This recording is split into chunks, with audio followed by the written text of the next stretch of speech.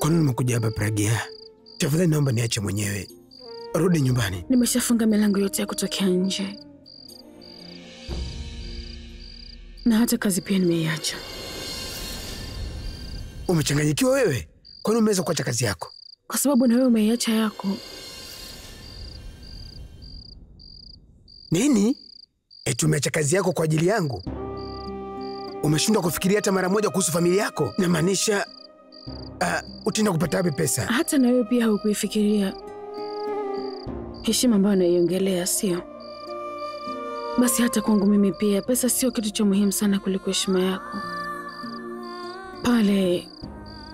Pale ambapo pampi heshima mtu mkarimu kama wewe, siwezi kupafanyia kazi. Na kwani pesa ni kitu gani? Ile sio kazi pekee iliyopo hapa duniani. Nitaipata kazi sehemu nyingine. Namaanisha kama utanijali, lakini nitakwenda popote pale uelekea hapo. Pragya, hata siku moja hautaweza kunizuia mimi. Haijalishi sehemu gani ambayo unakwenda, lakini kitu cha muhimu ni kwamba utakuwa pembeni yangu.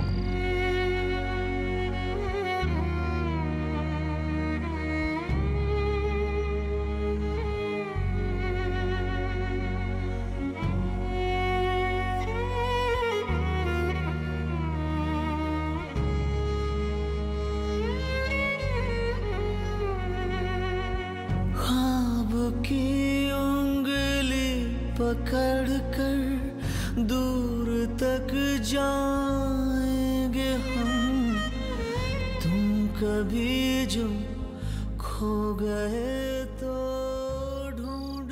Haijalishi hata kama haunipendi, lakini daima utanikuta pembeni yako. Hata ikitokea kuingia matatizoni, hata ukiingia katika hali mbaya yoyote, hata kama sina nafasi yote ile katika maisha yako, lakini hakika katika matatizo yako nitatafuta nafasi ya kujibanza. जीत हो तुम दोनों की हो हार के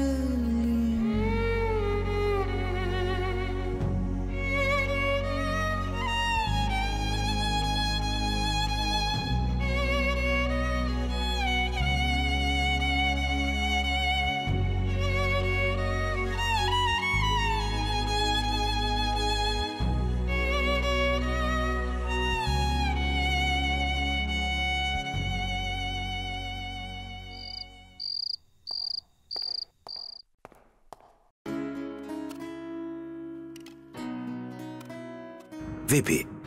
Na leo unafanya kazi hadi usiku? Ndio, naweka mafaili vizuri. Kwani vipi? Ili kitokea kesho sijaje ofisini, basi msinipigie simu hata kidogo. Na kwanza kuulizwa kwamba faili fulani ilikuwa wapi, nyaraka zote umeweka sehemu gani. Kwa hiyo nafikiria kuondoka tena ofisini? Kama utalazimisha sitakuwa na namna, nitaondoka. Yaani wewe msichana una tabia ya kuacha mambo kila wakati unapokutana na matatizo.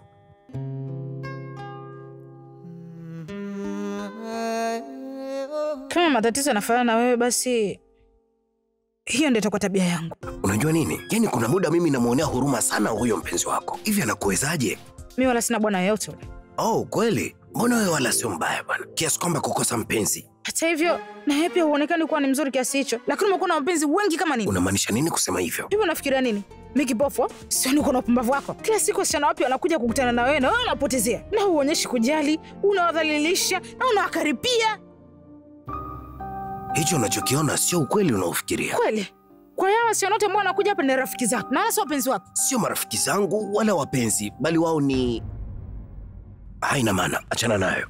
Oh, sio marafiki zako wala sio wapenzi wako. Unamaanisha nini? Kusema kupoteza muda tu, si ndio? Mahusiano muda mfupi. Mahusiano muda mfupi kiasi hicho. Fikiria vyovyote vile utakavyo, wala sijali. Kwani naongelea mambo binafsi kama hivi? Mimi ni mpumbavu sana ise. Muda umekwenda sana. Ngoja nimpigie simu Suresh.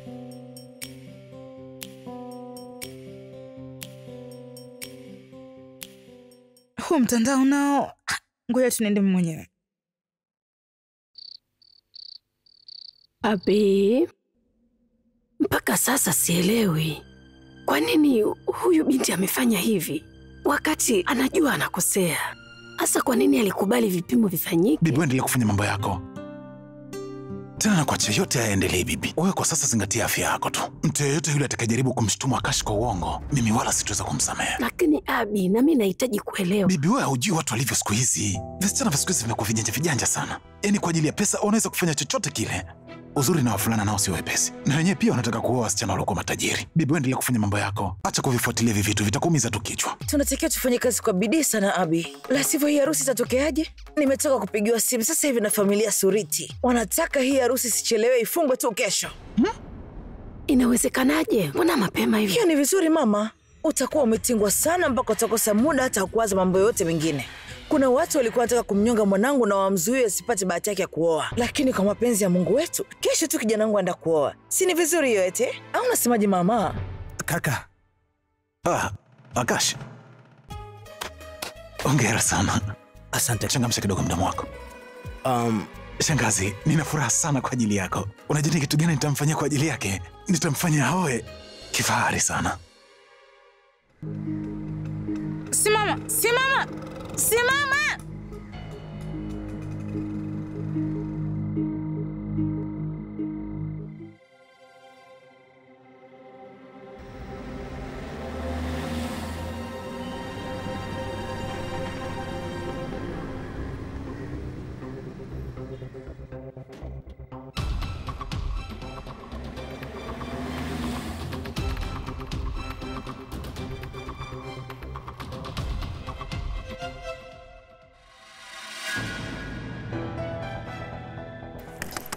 Naomba fungue mlango, unafikiria nini kwamba mimi ni mwoga? Sikiliza wewe bwana wewe, mimi wala sio mwoga kiasi hicho. Namba yako ya gari tayari nimeshaikariri na kesho naenda kituo cha polisi naenda kukushtaki, sawa? Na utaishia kwenda kufunga jela tumuone. Fungua mlango.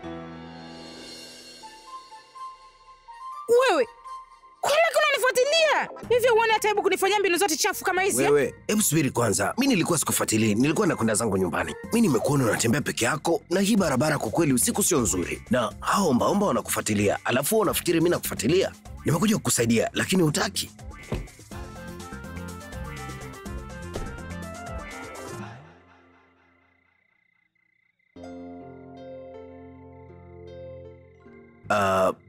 Hiyo siti uliokaa ni kwa ajili ya wapenzi wangu.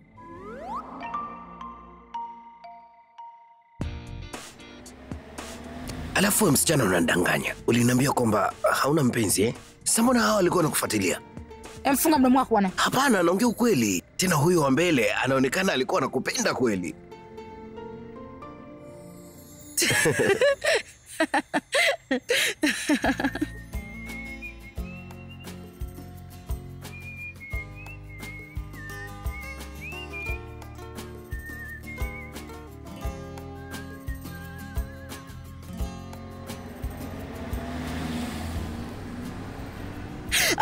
Hapo simama.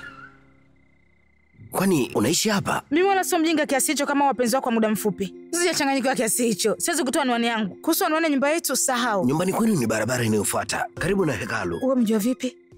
Wewe unanifuatilia nyuma eh? Wewe, na kazi nyingi za kufanya. Siwezi tu kukufuatilia. Uliandika anwani yako kwenye barua yako ya maombi pale. Kwa hiyo dada unajifanya mjanja. Kwa nini nikufuatilie? Mimi sihitaji kufanya hivyo. Bila shaka. Kwanza wala huna haja kwa sababu una wapenzi wengi sana. Shuka. Na nakuombea upate mchumba kama wale waliotoka kukufuatilia sasa hivi.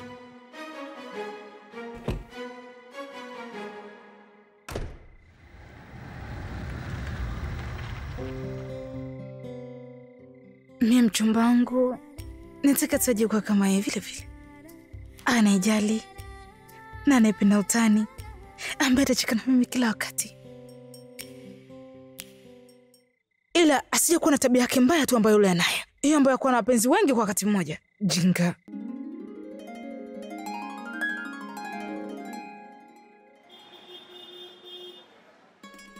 Mama, nikuwekea chai kwenye hiki kikombe? Hapana, wewe kiache, nitakiweka.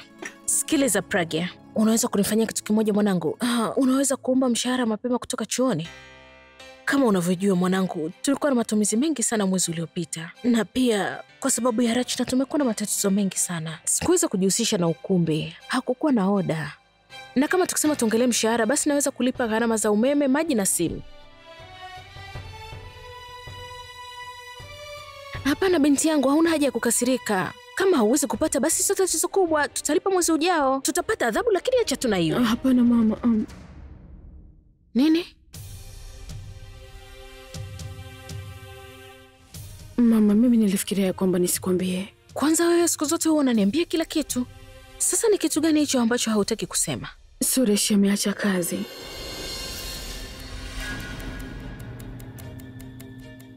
Kwa nini? Chuo kilikuwa kinamlazimisha afanye hivyo, kwa hiyo akajiuzuru. Hakuwa na namna nyingine ya kufanya. Hakuacha hata nafasi moja ya kumsema Rachna. Sikuweza kulivumilia hivyo na mimi pia nikaacha kazi. Mama, naelewa kabisa matatizo yako. Na naelewa jinsi unavyoiendesha hii nyumba. Na mimi najua fika majukumu yangu, lakini siwezi kuvumilia kuona Suresh akifanywa ubaya. Niwe radhi. Kwani sijui? Pindi ulipokuwa mdogo, uliweza kuchukua majukumu yote ya mama yako na familia nzima na kuyafanya. Na leo unasimama pamoja na Suresh. Kila mara nimekuwa nikisema kwamba binti yangu ni bora duniani. Na pia nitasema kuwa kila mtu awe mke kama wewe. Na leo nimeelewa kwamba kila nilichopata na hata pesa ndogo ambayo nimepata, ni kwa nini huwa ni kidogo? Ni kwa sababu kila almasi niliyokuwa nayo nilitoa msaada ili nipate binti kama wewe. Ila usijali mwanangu, kila kitu kitakuwa sawa.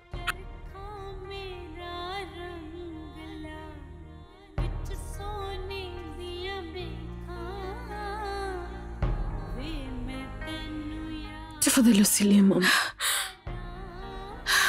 Lakini tafadhali usiwaambie hili shangazi na Rachna. Tayari wana wasiwasi, watashikwa na wasiwasi zaidi. Sitawaambia, ila nimehuzunishwa na wewe pia. Mwanzoni ulikuwa ukiniambia kila kitu, ila safari hii kama usingekuja kunielezea ukweli, ningefikiria kuwa umekuja kama vile mgeni baada ya harusi. Bado sijakueleza ukweli mkubwa jinsi ulivyo mama, ya kwamba Suresh na mimi hatuwezi kufunga ndoa.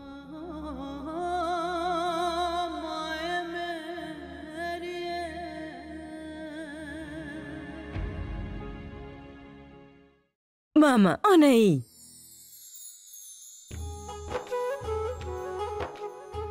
Jamani, kwenye harusi ya Akash, Sukriti atavaa hii nguo. Ifunge.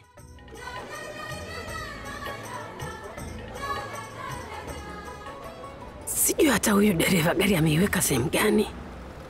Inaonekana kama maskini ya Mungu huyu mwanamke anagopa kuvuka barabara.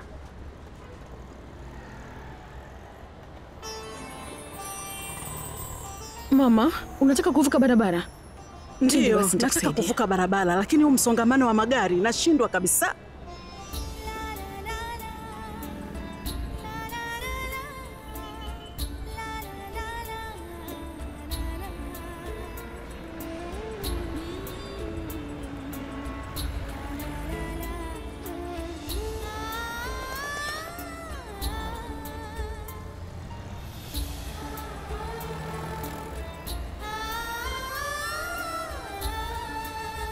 Bibi, unataka kuvuka barabara pia?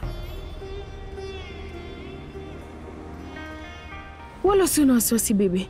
Twende basi, nitakusaidia kuvuka.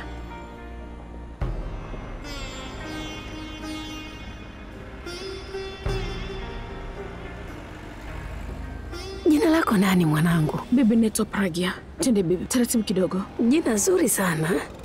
Unafanya kazi gani mwanangu? Asante bibi. Unaishi hapa jirani mwanangu eh? Bibi, mimi ni mwalimu. Ni hapa karibu? Hapana bibi. Nilikuwa nataka nipande basi jingine. Kumbe unapanda gari nyingine? Wapi unaelekea? Nikuitie bajaji?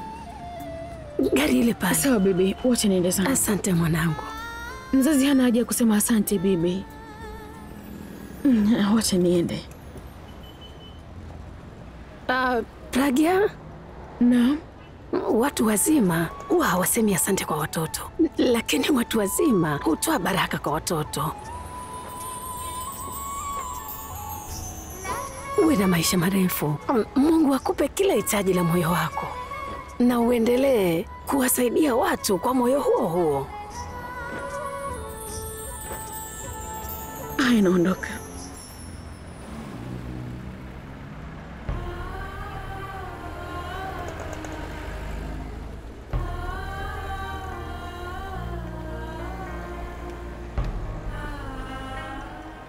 Wewe prove kwanza. Hili moto umeishikilia kwa muda mrefu kama nini? Na wewe, sinema yangu pia nataka kuanza, hebu acha. Wewe muangalia vizuri, shujaa kwenda kuchumbia mtu mwingine. Na sio wewe. Naomba remote. Leta. Unachekesha kweli. Nini? Nimeshakwambia naomba remote bwana, naomba. Naomba remote. Nini lakini?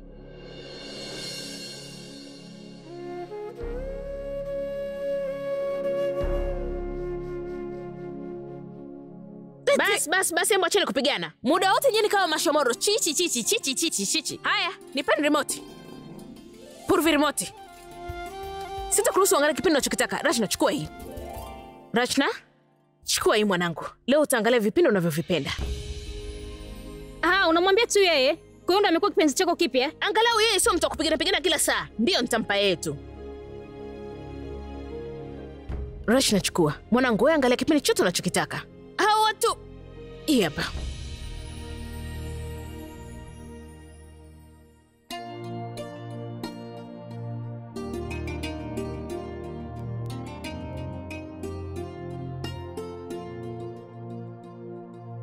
Kile kilichokuwa kinasubiriwa kwa hamu hatimaye kimefika. Hatimaye harusi iliyokuwa imepelekwa mbele leo itafanyika. Mtabiri amebadilisha tarehe ya harusi ya binamu yake Abi. Amesema kwa kuwa muda ni mzuri sana, harusi itafanyika jioni ya leo. Hizi ndio habari ambazo zimetufikia hii leo, kwamba harusi itafanyika jioni ya leo. Kwa taarifa zaidi tutaendelea kuwajuza.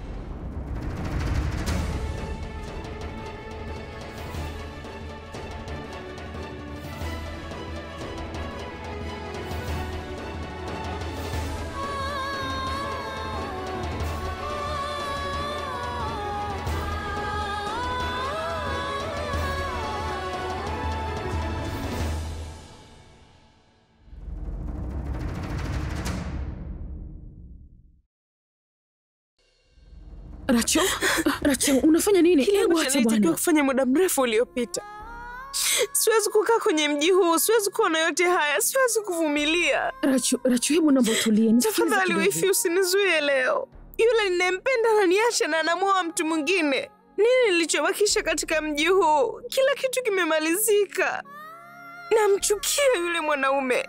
Ana furaha sana kwenye maisha yake. Ni kama hakuna kilichotokea. Rachna, hakiwezi kutokea kitu kama hicho. Na wewe utaenda popote pale. Unaelewa ninachosema eh? Utaenda popote. Bado sikubali kushindwa na mtu yoyote yule, na wala sikubali kushindwa kabisa. Na bado naahidi nitaendelea kupambana mpaka wewe na mwanao mpate haki yenu. Rachna iko sahihi.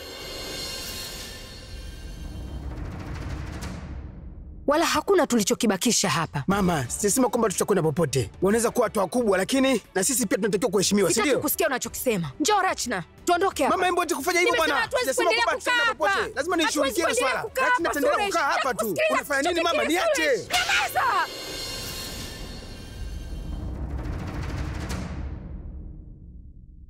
Nyamaza! Unataka kufanya nini? Nyie mnataka kupambana na nani? Na huyo Akash ambaye amemwacha mdogo wako na kwenda kumuoa msichana mwingine, au hao majirani ambao kila wakati wanakaa wanatunyoshea vidole na kututeta, wanamtania sana dada yako? Au utapambana na wale watu kutoka chuoni kwako waliokuondoa kazini bila sababu? Niambie, utapambana na hao watu wote? Hatuwezi kuendelea kuishi hapa.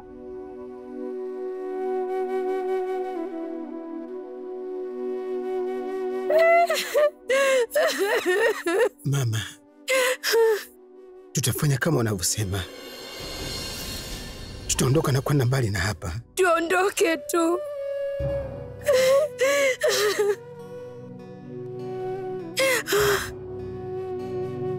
Shangazi, daima umekuwa ukishirikiana na sisi. Umefanya mengi sana kwa Rachna na kwangu pia. Lakini pia unajua kwamba mpaka leo hii mimi hapa sijawahi kushindwa katika kosa lolote lile. Lakini leo nimekubali kushindwa. Inawezekana shangazi, mbele ya watu wale wakubwa nilipoteza ujasiri wangu. Tutaenda mbali na hapa. Sawa, nenda. Lakini kabla hujaondoka, geuka japo mara moja na muangalie dada yako.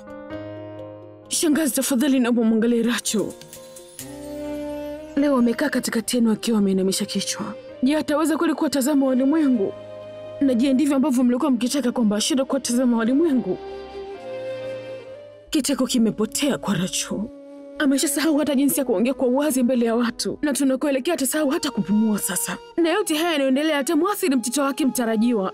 Nini kitatokea? Hebu fikirieni jamani. Ataishi tu. Taratibu tu atazoea kuishi namna hii.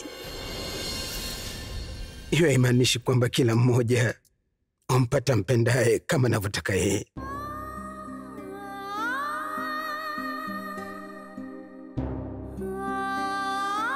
Labda Rachna naye kaambiwa haya. Lakini kwa kukaa hapa, sitaruhusu penzi lake litukanwe. Sitakubali watu watukane kuhusu utu wake. Suresh, kwa mara ya kwanza, naomba nipatie nafasi ya mwisho. Niruhusu nimpeleke Rachna akaongee na Akash. Inatosha. Basi. Rachna hawezi kwenda popote. Suresh, na nimeamua kwamba tutaenda mbali na hapa. Mama, jiandaeni haraka. Naenda kuchukua tiketi.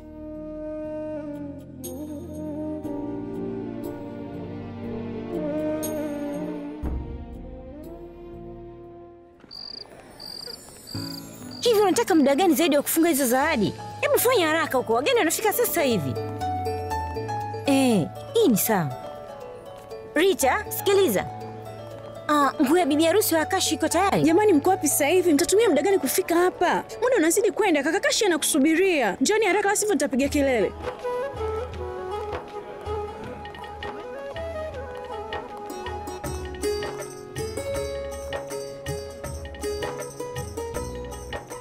Metali, njoo hapa mpendwa. Abi yuko wapi? Ndio bibi.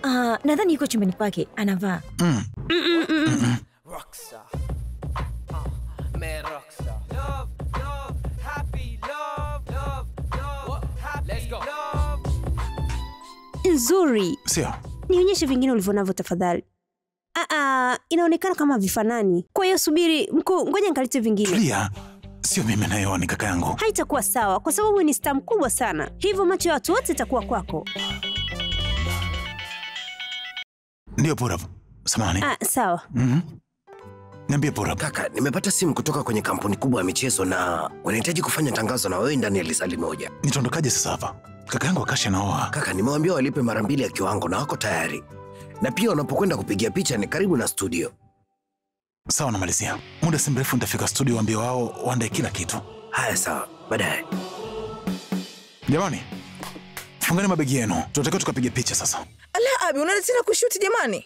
Yaani leo ni harusi ya mdogo wako Akashafu, unaenda kushuti tena? Shangazi. Nitachelewa kidogo kuja. Lakini mimi ni lazima niwepo. Basi sawa. Hautaki kukataa utajiri unapokuja. Kabisa. Lakini naomba wewe kurudi, sawa?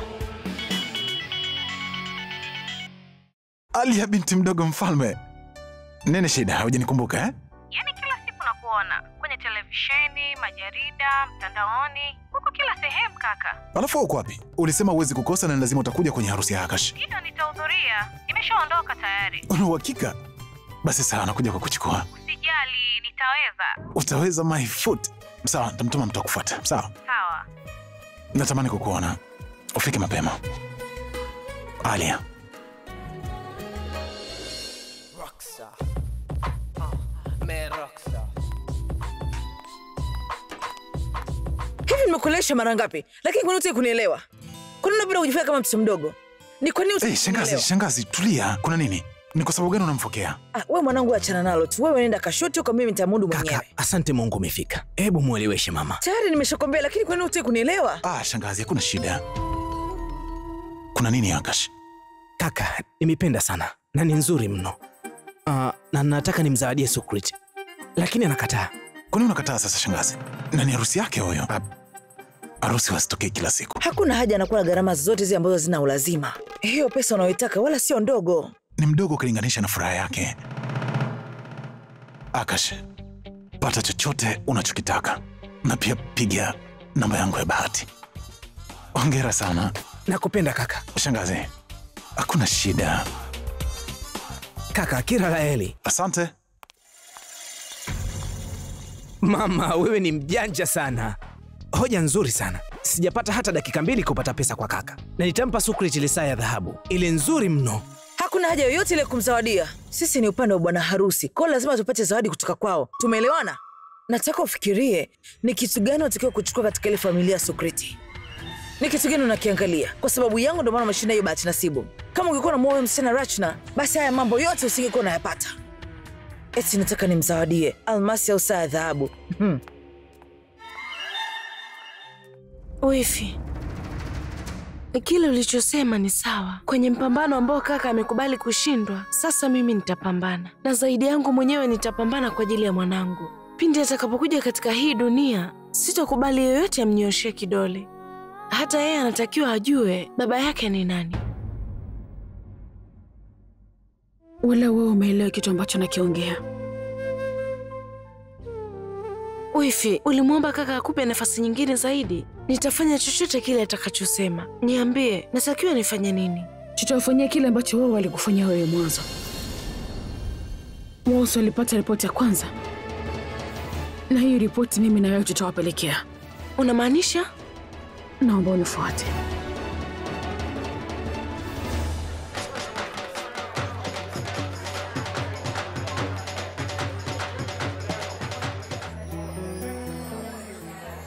Kash mwanangu, hii ni funguo ya gari yako unaipenda.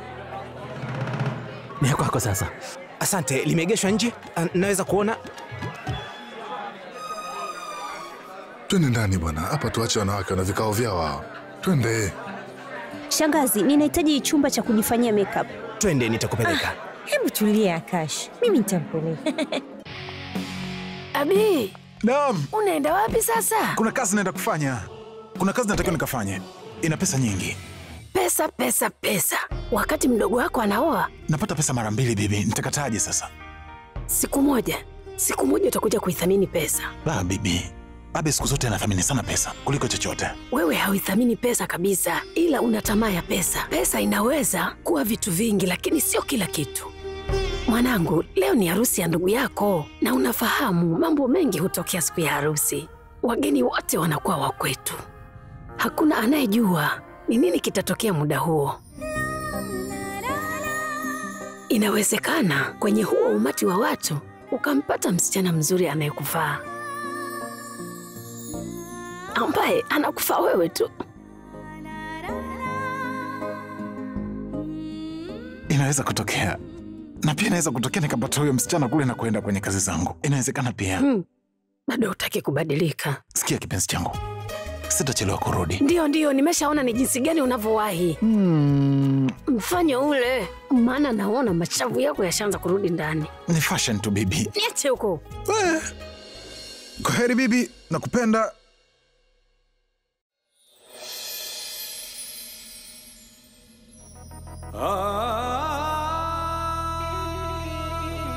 Samahani.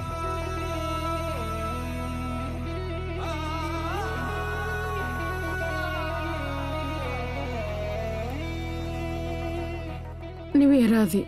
Bahati mbaya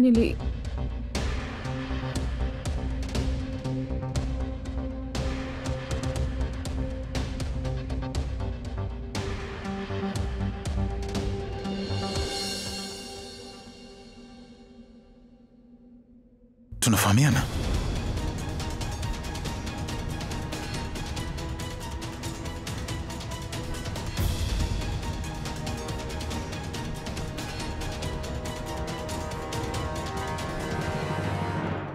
Wewe ni rafiki wa Surkiti eh?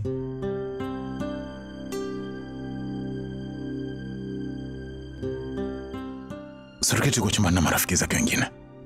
Kama unataka kumuona basi unaweza kwenda kuonana naye. Sawa.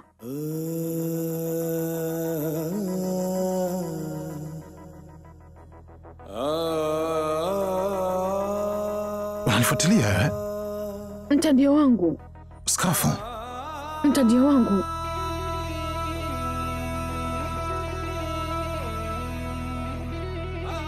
Pole mgeni.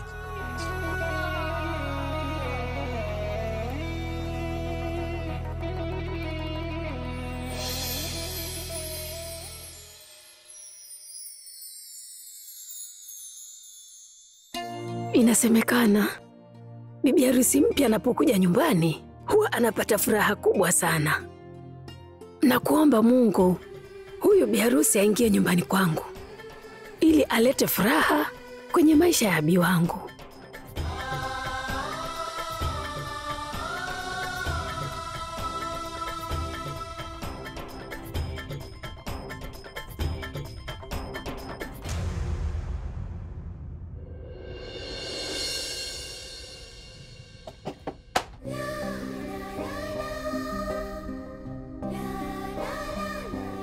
Hiyo ni yangu.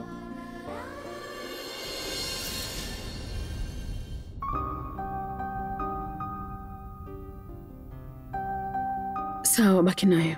Mahali pake ni pale. Naongelea kuhusu hiyo picha. Ni kwamba mimi ndio niliopiga hiyo picha. Ni sanaa ilitumika, lakini mwanaume aliyepo kwenye hiyo picha sio wa kwangu. Picha tu ndio ya kwangu. Ni nzuri sana. Wewe uko upande gani? Uko upande wa mvulana au wa msichana?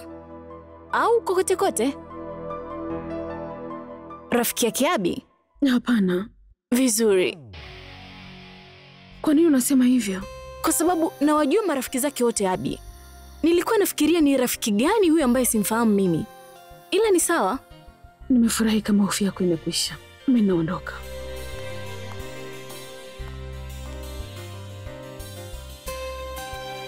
Sio mbaya. Mungu wangu. Mkoba wangu vipodoza nao mama. Fanyeni yake nini mkanifuatia mkoba kwa mama?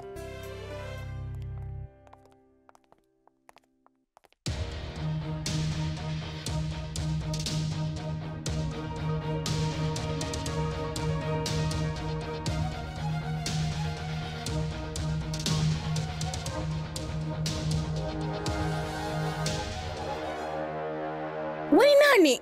Unafanya nini huku chumbani? Mimi ni rafiki yako.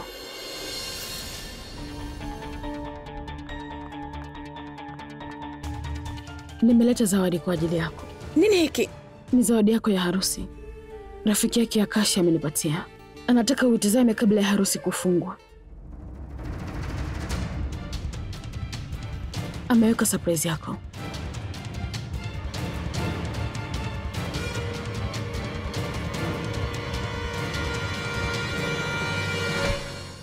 Huwezi kuangalia mbele, unaniharibia nguo yangu bwana.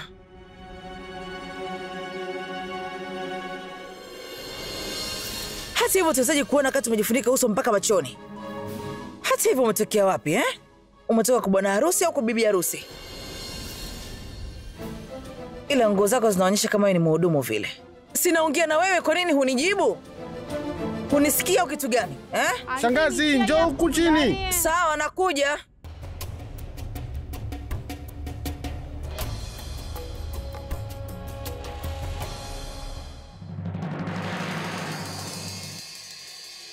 Nakuja. Ala? Huyo msichana apotelea wapi?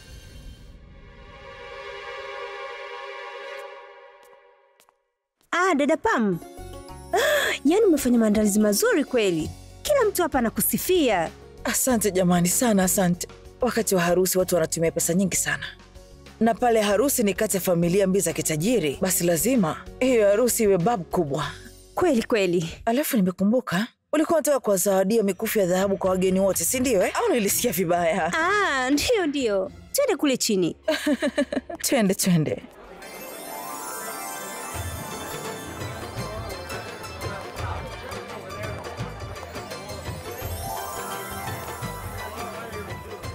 Mitali.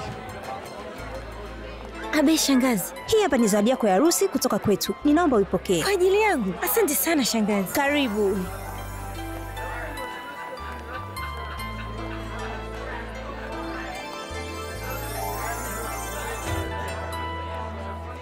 Leo unaweza kuivaa, lakini kesho nitakuwekea kwenye kabati, sawa eh?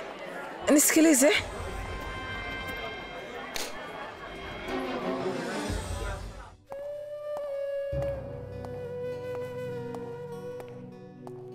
Mama.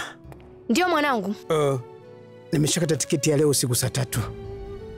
Jiandaeni haraka sana. Sawa mwanangu. Nitaenda kumwambia Rachna. Sawa. Wewe acha yote haya, mimi nitafungia chakula kwa ajili ya safari nzima. Wewe nenda kafunge mizigo yako. Sawa. Rachna, tiketi tayari hapa.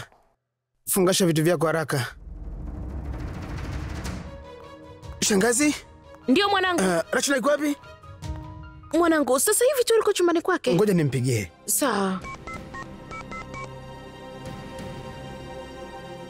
Unampata?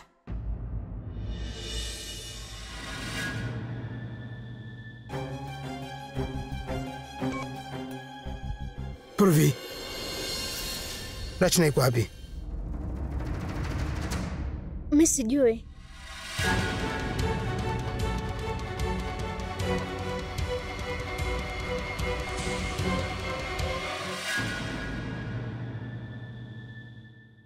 Unafahamu kuhusu Rachna, si ndio? Dada Pragya. Dada Pragya nini? Dada Pragya kamchukua Rachna hapo na kumpeleka kule ambako Akashi anafunga ndoa.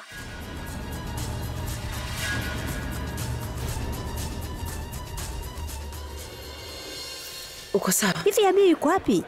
Amepata tu kazi ya dharura, lakini atarudi muda. Ina maana hata hudhuria kwenye harusi? Atahudhuria. Kwa nini asije tena katika harusi ya kaka yake jamani? Lakini atachelewa tu kidogo. Sawa. Mambo shemeji.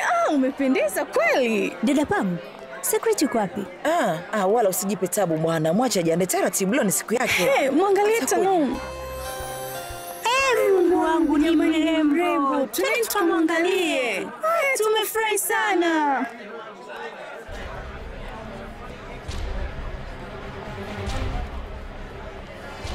Habari yako Datano, sisi ni mashabiki zako. Umependeza hata hivyo. Lile tangazo lako lilofanyia Switzerland ni zuri kweli. Na lile tangazo la perfume unaonekana ulipendeza sana.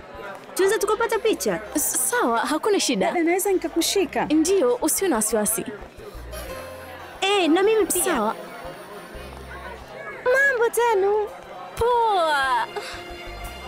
Nimefurahi kukuona Tanu. Siku hizi unafanya nini? Ujambo? Niko sawa. Sherehe unaionaje mwana? Vizuri sana. Sherehe nendaje? Mimi niko sawa kabisa. Hebu nenda, Bibi Kana anakuita. Mama Kana? Hebu nenda. Haya sawa. Tanu. Sawa. Kwaheri. Habari, tunaweza kupata picha? Binti yangu, kwani nitapiga picha ngapi? Hebu nendeni basi mkamwangalie kama Sukrit yuko tayari. Tutaona baadaye. Kwaheri. Haya binti yangu, wewe kakae tu pale, mimi ngoja nikaangalia wageni wengine. Huyu si ndio yule binti ambaye nimemwona kwenye zile picha za Happy?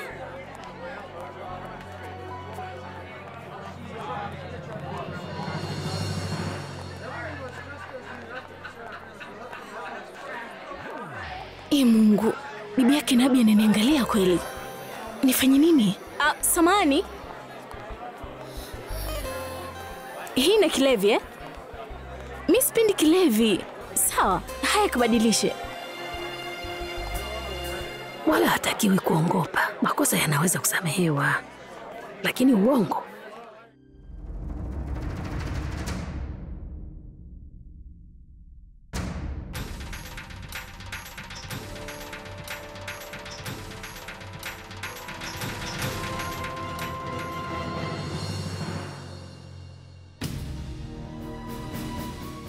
Utachukua muda gani zaidi? Kila mtu anakusubiria. Kwani unafikiria sana? Hebu twende bwana. Twende.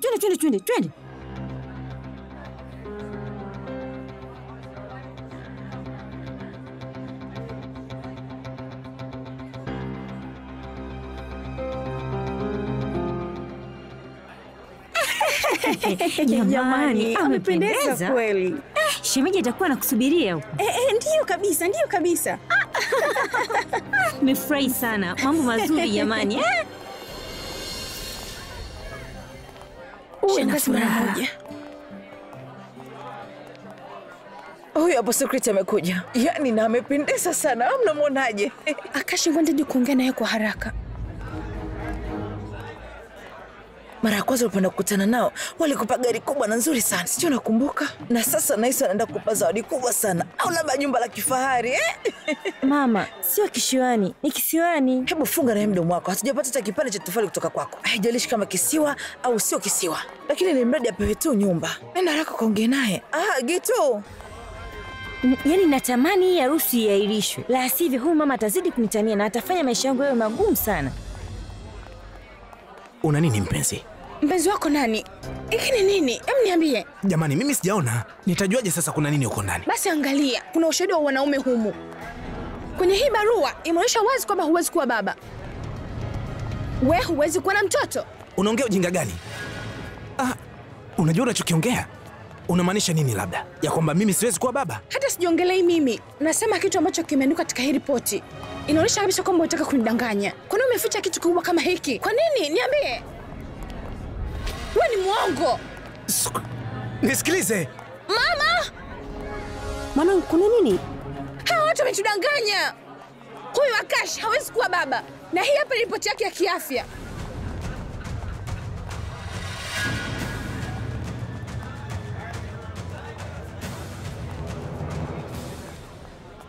Hii ripoti ni ya ujinga. Sijui ni wapi ameipata hii ripoti. Naomba usiongope.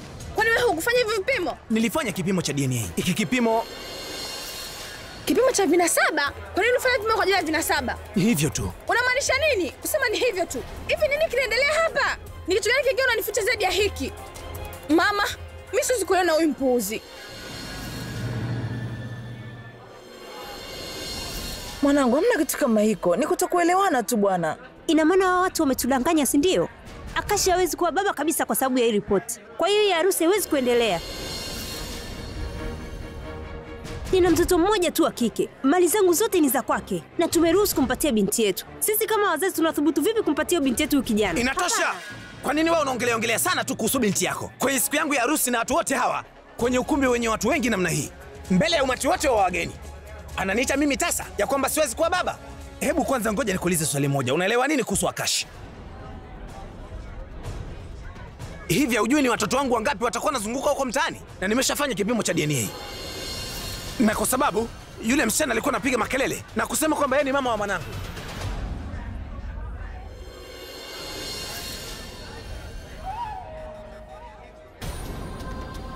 Hii ripoti inaonyesha wazi kabisa kwamba Akashi sio baba wa huyu mtoto. Tafadhali jaribu kuelewa hali ya dada yako. Mwanangu, nakushauri umwozeshe dada yako kwa mwanaume anayempenda kweli.